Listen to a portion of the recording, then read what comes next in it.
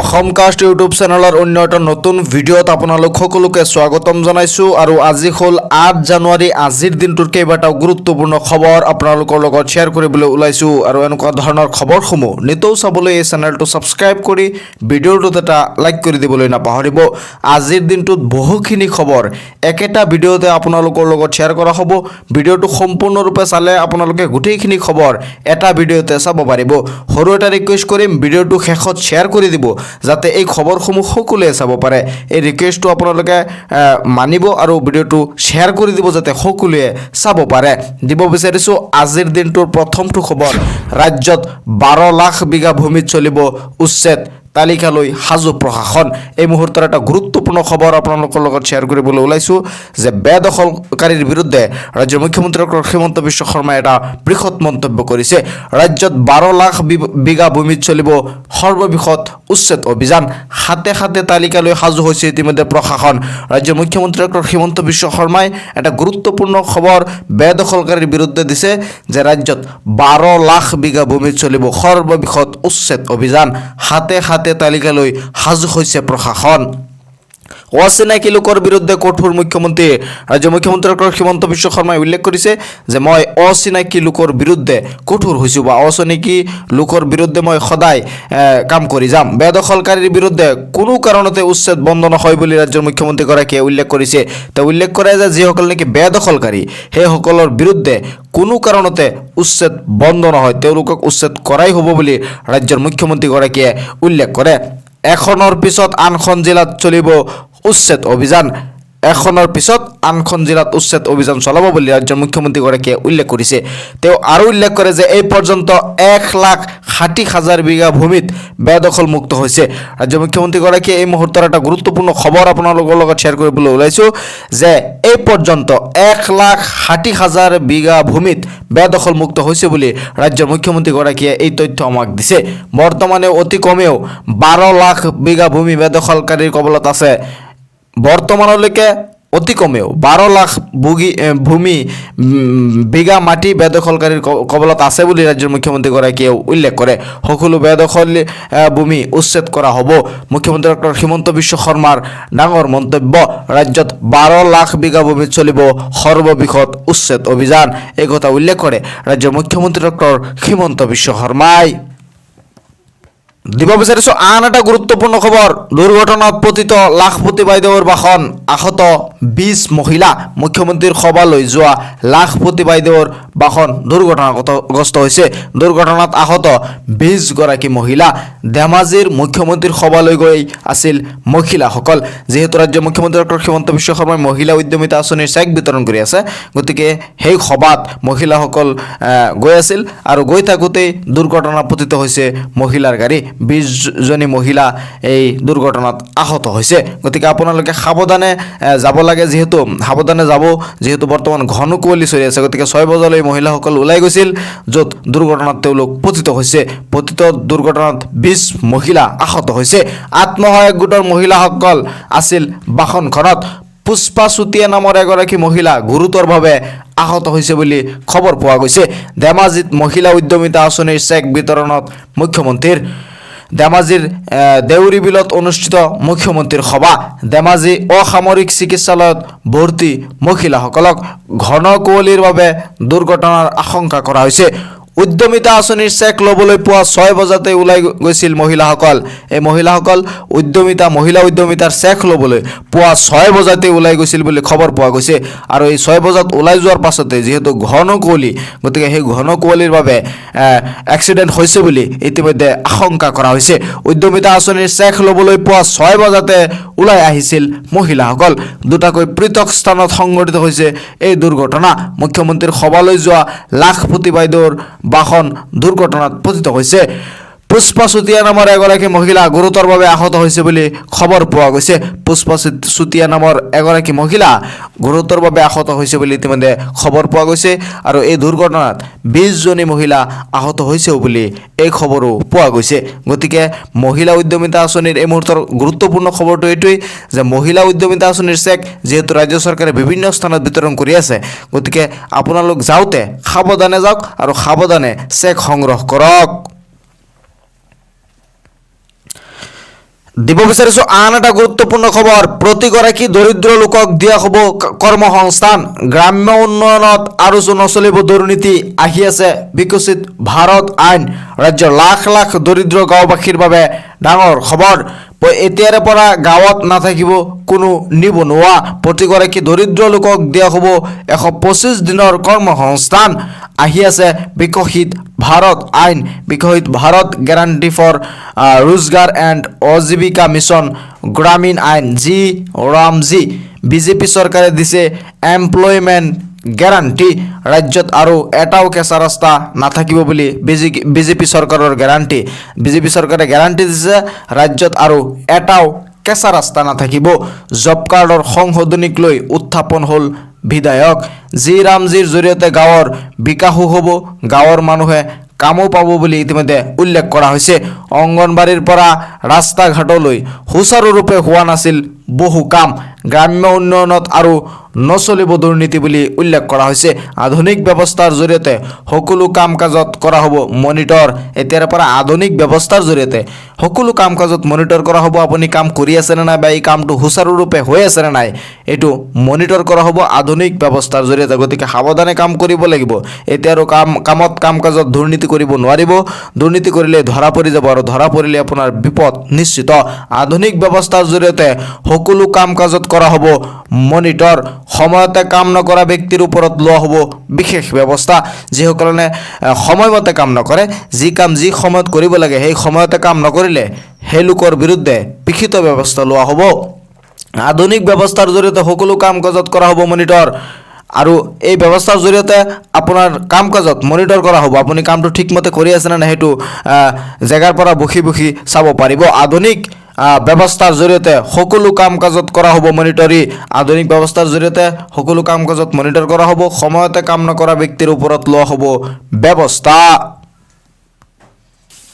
দিব বিচাৰিছো আন এটা গুৰুত্বপূৰ্ণ খবৰ আহি গ'ল মুখ্যমন্ত্ৰীৰ বাবু আঁচনিৰ প্ৰপত্ৰ ক'ত কেনেকৈ আপুনি আবেদন কৰিব লাগিব সবিশেষ চাই লওক মুখ্যমন্ত্ৰীৰ নিযুত বাবু আঁচনিৰ প্ৰপত্ৰ মুকলি কৰি দিয়া হৈছে স্নাতক আৰু স্নাতকোত্তৰ পৰ্যায়ৰ শিক্ষাৰ্থীয়ে কৰিব পাৰিব আবেদন যিসকল নেকি ডিগ্ৰী আৰু মাষ্টাৰ ডিগ্ৰী কৰি আছে সেইসকল ছাত্ৰই আবেদন কৰিব পাৰিব আৰু ডিগ্ৰীত পঢ়ি থকা ছাত্ৰসকলে প্ৰতি মাহে 1000 টকা আৰু মাষ্টাৰ ডিগ্ৰীত পঢ়ি থকা ছাত্ৰসকলে প্ৰতি মাহে 2000 টকা লাভ কৰিব উল্লেখ্য যে এই বছৰ যিসকলে নেকি ফাৰ্ষ্ট ইয়াৰত পঢ়ি আছে সেইসকলকহে এই আঁচনিৰ সুবিধা পাব ডিগ্ৰী ফাৰ্ষ্ট ইয়াৰেই হোক বা মাষ্টাৰ ডিগ্ৰী ফাৰ্ষ্ট ইয়াৰেই হোক ছেকেণ্ড ইয়াৰত হ'লে আপুনি এই আঁচনিৰ সুবিধা নাপায় স্নাতক আৰু স্নাতকোত্তৰ পৰ্যায়ৰ শিক্ষাৰ্থীয়ে লাভ কৰিব পাৰিব এই প্ৰপত্ৰ স্নাতক প্ৰথম বৰ্ষৰ শিক্ষাৰ্থীয়ে লাভ কৰিব মাহেকক 1000 টকা ইয়াত উল্লেখ কৰা হৈছে যে স্নাতক প্ৰথম বৰ্ষৰ শিক্ষাৰ্থীয়ে লাভ কৰিব মাহেকত 1000 টকা গতিকে ডিগ্ৰী যিসকলে নেকি ফাৰ্ষ্ট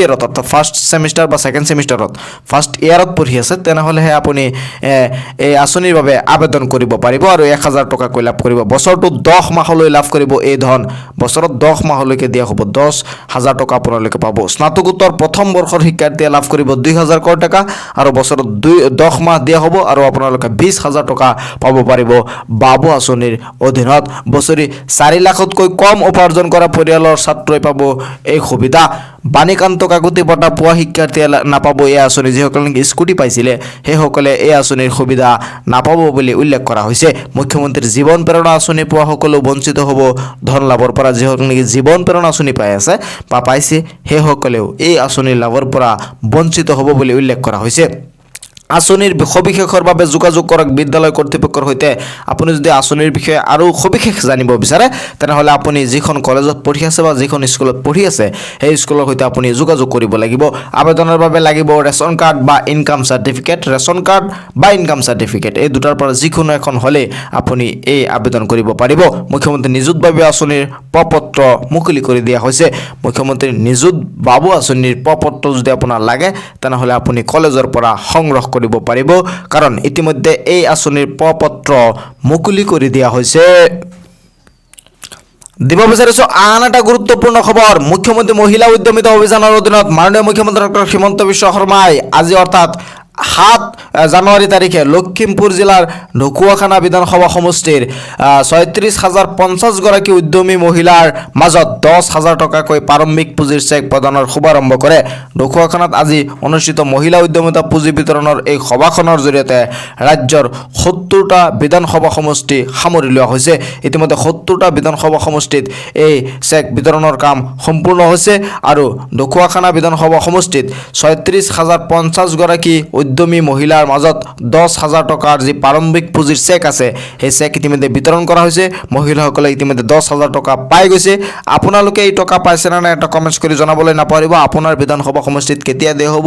ৰাজ্যৰ মুখ্যমন্ত্ৰী ডক্টৰ হিমন্ত বিশ্ব শৰ্মাই উল্লেখ কৰিছিল যে ফেব্ৰুৱাৰী মাহৰ ভিতৰতেই এই মহিলা উদ্যমিতা আঁচনিৰ যি প্ৰথম কিস্তিৰ ধন আছে সেই প্ৰথম কিস্তিৰ ধন মহিলাসকলৰ মাজত মুকলি কৰি দিয়া হ'ব। মহিলাসকলে পাই যাব আৰু পৰৱৰ্তী সময়ত তেওঁলোকক দ্বিতীয় কিস্তিৰ ধন দিয়াৰ বাবে ৰাজ্য চৰকাৰে পৰিকল্পনা কৰি আছে। দ্বিতীয় কিস্তিৰ ধন 25,000 টকা আপোনাৰ বেংকৰ একাউণ্টত সোমাব। প্ৰথম কিস্তিৰ 10,000 টকা আপুনি পাইছে নে নাই এটা কমেণ্টছ কৰি জনাবলৈ নাপাহৰিব। যদি পোৱা নাই তেনেহ'লে আপোনাৰ বিধানসভা সমষ্টিত কেতিয়া দিব এটা কমেণ্টছ কৰি জনাবলৈ নাপাহৰিব। আপুনি অতি সোনকালে মহিলা উদ্যমিতা আঁচনিৰ যি চেক আছে সেই চেক পাবলৈ গৈ আছে। নৱবৰ্ষৰ আৰম্ভণিতে কোটি কোটি কৃষকৰ বাবে আহি গ'ল এটা ভাল খবৰ। শীঘ্ৰেই প্ৰতিগৰাকী কৃষকৰ একাউণ্টত সোমাব ধন। PM কিষাণৰ 22 নং কিস্তিৰ ধন শীঘ্ৰেই কৃষকৰ একাউণ্টত সোমাই যাব। প্ৰতিগৰাকী কৃষকৰ একাউণ্টত সোমাব 2,000 কোটি টকা। আপুনিও সাজু হওক PM কিষাণৰ 22 নং কিস্তিৰ ধন ল'বলৈ। নতুন নিয়মেৰে এইবাৰ দেশৰ কৃষকৰ একাউণ্টত জমা হ'ব ধন। আজিয়েই কৰি লওক আপুনি KYC আপডেট। KYC আপডেট নকৰিলে লাভ নকৰিব PM কিষাণৰ ধন। জালিয়াতিৰে নাম সন্নিৱিষ্ট কৰা হাজাৰ হাজাৰ ভুৱা কৃষকৰ নাম কটা গৈছে। PM কিষাণৰ 22 নং কিস্তিৰ ধন পাবলৈ সাজু হওক প্ৰকৃত কৃষকসকল। মুকলি কৰা হৈছে ইতিমধ্যে হেল্পলাইন নম্বৰ 155261। এই নম্বৰত আপুনি কল কৰিও অভিযোগ দিব পাৰিব। KYC আপডেট নকৰিলে লাভ নকৰিব PM কিষাণৰ 22 নং কিস্তিৰ ধন। PM কিষাণৰ 22 নং কিস্তিৰ ধন পাবলৈ আপুনি KYC আপডেট কৰাটো বাধ্যতামূলক। যিসকলে নাকি 21 নং কিস্তিৰ ধন পাইছিলে সেইসকলে আপোনালোকৰ KYC কৰাৰ দৰকাৰ নাই। যিহেতু আপুনি KYC আছেই গতিকে আপুনি 21 নং কিস্তি পাইছিলে আৰু যদি KYC নাই তেনেহ'লে আপুনি KYC কৰাটো বাধ্যতামূলক। KYC নকৰিলে PM কিষাণৰ 22 নং কিস্তিৰ ধনৰ পৰা আপুনি বঞ্চিত হ'ব আৰু চৰকাৰে অতি সোনকালে PM কিষাণৰ 22 নং কিস্তিৰ ধন আপোনাৰ বেংকৰ একাউণ্টত মুকলি কৰি দিয়া হ'ব। গতিকে আপুনি PM কিষাণৰ 22 নং কিস্তিৰ ধন পাবলৈ সাজু হওক আৰু KYC আপডেট কৰক। দিব বিচাৰিছোঁ চৰকাৰী ঘৰক লৈ আন এটা গুৰুত্বপূৰ্ণ খবৰ। ৰাজ্যত নতুনকৈ আৰু 30 লাখ পৰিয়ালে লাভ কৰিব চৰকাৰী ঘৰ। প্ৰস্তুত PMAYৰ নতুন হিতাধিকাৰীৰ তালিকা। চৰকাৰী ঘৰ নোপোৱাসকলৰ বাবে আহি গ'ল এটা ভাল খবৰ। ৰাজ্যত নতুনকৈ আৰু 30 লাখ পৰিয়ালে লাভ কৰিব PMAYৰ ঘৰ। নতুনকৈ আৰু 30 লাখ মানুহে কৰিছে জিঅ' টেগিং। প্ৰস্তুত কৰিব নতুন হিতাধিকাৰীৰ তালিকা। কোনো দৰিদ্ৰ পৰিয়াল বাদ নপৰে পকী ঘৰ লাভৰ পৰা। জিঅ' টেগিং কৰি থোৱা প্ৰায় 3,25,000 লোকে পাব চৰকাৰী ঘৰ। ইয়াৰ পাছত সম্পূৰ্ণ হ'ব প্ৰায় 30 লাখ মানুহৰ জিঅ' টেগিং। কিস্তি হিচাপত ধন দিব চৰকাৰে আৰু প্ৰতিগৰাকীয়ে অসমত কোনেও আৰু কেঁচা ঘৰত থাকিব নালাগে বুলি প্ৰতিশ্ৰুতি দিছে ৰাজ্যৰ মুখ্যমন্ত্ৰী ডক্টৰ হিমন্ত বিশ্ব শৰ্মাই। আপুনি যদি চৰকাৰী ঘৰ পোৱা নাই আপুনি চিন্তিত হ'ব নালাগে। চৰকাৰী ঘৰ আপুনি নিশ্চয় পাব।